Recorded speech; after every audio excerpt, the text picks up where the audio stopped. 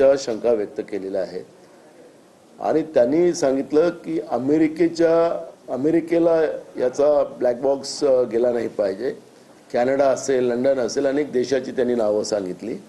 याच्या माध्यमातून ती चौकशी व्हावी ही सुरुवातीपासूनच त्यांची भूमिका राहिलेली आहे. मी आपल्याला या निमित्तानं सांगेन की अगर हा घातपात असेल तर मग या देशामध्ये कोणीच सुरक्षित नाही. ना राजकीय माणूस सुरक्षित आहे, ना सर्वसामान्य माणूस सुरक्षित आहे. याच्याबद्दलची ज्या पद्धतीची सुई रोज कोणी ना कोणी संशयाच्या भोवऱ्यात याच्यानी आणताना आपण पाहतोय. आपण आता राज्याच्या उपमुख्यमंत्री आणि अजित पवारांच्या मिसेस सुनित्रा पवार यांनी सीबीआय चौकशी मागितलेली आहे. पण या केंद्रातल्या एजन्सीवर आता कोणाचा भरोसा राहिलेला नाही आणि म्हणून पवार कुटुंबातले रोहित पवार यांनी ज्या काही मागण्या केल्यात त्या मागण्या सरकारने पुढे येऊन त्या पद्धतीची ही चौकशी करावी. कारण की इथला जो या विमानाचा जो मालक होता त्याला विदेशात पाठवून दिले गेलेलं आहे असं त्यांनी आज पत्रकार परिषदेमध्ये सांगितलं. त्यामुळे हा अजून संशय वाढत चाललेला आहे. फ्युलचा प्रश्न आहे, फिजिबिलिटीचा प्रश्न आहे, पायलटचा प्रश्न आहे, हे अनेक प्रश्न त्या ठिकाणी आहे. ते फ्लाईट पण रिपेअरमध्ये होतं आणि जे सांगण्यात आलेलं आहे की जो कोणी चालक होता तो ऐन वेळेवर सकाळी पोहोचला नाही, ट्रॅफिकमुळे अडला. आता मुंबईमध्ये सकाळचं ट्रॅफिक म्हणजे सकाळी 6 वाजताचं एवढं जास्त ट्रॅफिक राहत नाही. मग हा ड्रिंकर पायलट कसा यांनी आणला ऐन वेळेवर, हे सगळे प्रश्न या निमित्तानं निर्माण झालेले आहेत आणि म्हणून या पद्धतीचं पारदर्शकतेने ही चौकशी व्हावी ही मागणी पवार परिवाराकडून केली जाते. आणि आम्ही पण या ठिकाणी हेच म्हणू की सगळ्या विमानात अगर सुरक्षित नसेल आणि विमानात या पद्धतीचा घातपात घडवला जात असेल, गुजरातमधलं जे लंडनला जाणारं जे विमान होतं त्याचं अजूनही केंद्र सरकारकडून चौकशी पूर्ण झालेली नाही, त्याची पाहिजे तशा पद्धतीची माहिती आलेली नाही.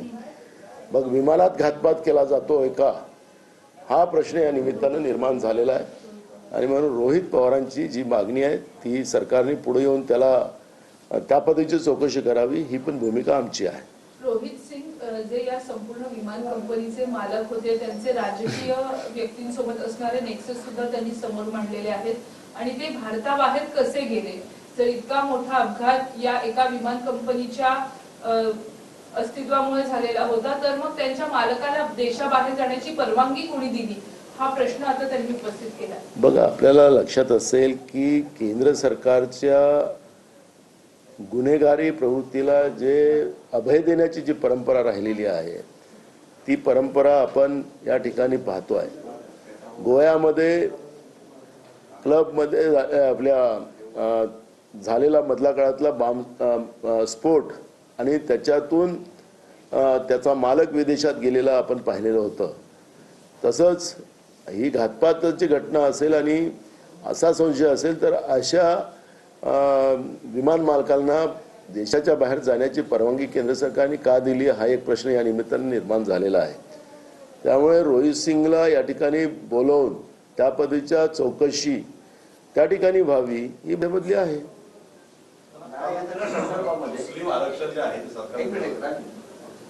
या सगळ्या संदर्भात जो अपघात झाला याच्यामध्ये काही राजकीय हस्तक्षेप देखील आहे आणि सगळं दाबण्याचा प्रयत्न केल्याचा असा देखील गंभीर आरोप आहे. बघा, जी घटना गुजरातच्या माजी मुख्यमंत्र्यांच्या सोबत गुजरातमध्ये जी घडली लंडनला जात असलेल्या विमानामध्ये, त्याची अजूनही ती चौकशी पुढे आलेली नाही.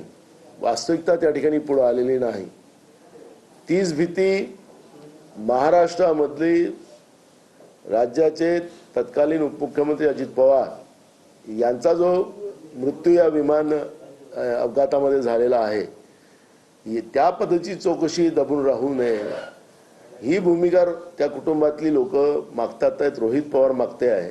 त्यामुळे या चौकशीला त्या पद्धतीचं पुढे जाण्याची भूमिका सरकारने घ्यावी.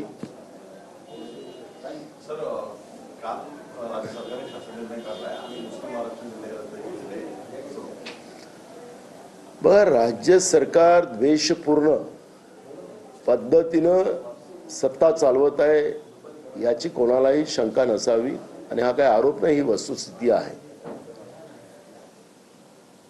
शपथ घेत असताना मग मुख्यमंत्री पदाची असो मंत्रिपदाची असो, आम्ही सगळ्यांच्या बद्दल ममत्व ठेवू, कोणाबद्दलही द्वेष करणार नाही, अशी भूमिका शपथ घेताना हे लोक घेतात. संविधानावर हात ठेवतात, पण त्याच संविधानाला मुठभाती देण्याचं पाप राज्याचं आणि केंद्राचं सरकार करताना आपण पाहतोय.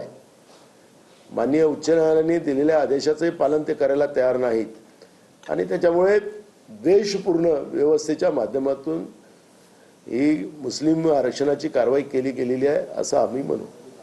हिंदी में जानना चाहेंगे, रोहित पवार ने सवाल उठाए अजीत दादा के प्लेन क्रैश